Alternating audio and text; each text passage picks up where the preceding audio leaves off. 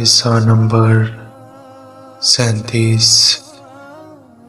بسم اللہ الرحمن الرحیم۔ السلام علیکم۔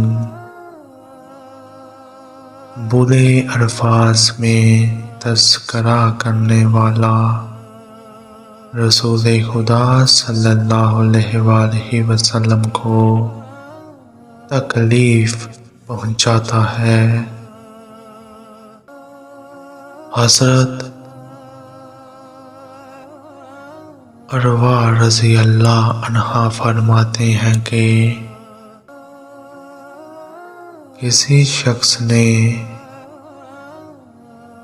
حضرت سیدنا عمر فاروق رضی اللہ عنہ کے سامنے حضرت سیدنا علی المرتضیٰ رضی اللہ عنہ کو برا بھلا کہا۔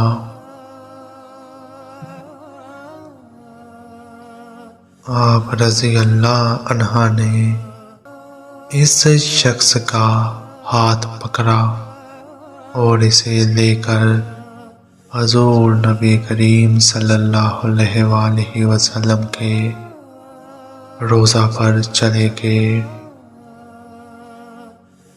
اور اس شخص سے فرمایا، کیا تو نہیں جانتا ہے کہ روضہ کس کا ہے؟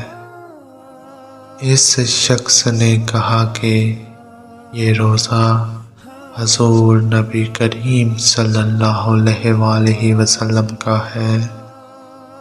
آپ رضی اللہ عنہ نے فرمایا، تو جس شخص کے بارے میں برا بھلا کہتا ہے وہ ان کے خاندان کا فرد ہے، ان کا چچا زاد بھائی ہے اور ان کا داماد ہے۔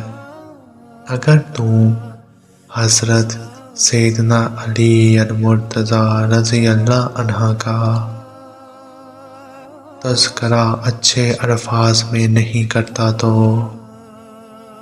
حضرت سیدنا علی المرتضیٰ رضی اللہ عنہ کے ساتھ ساتھ ان کو بھی تکلیف پہنچاتا ہے۔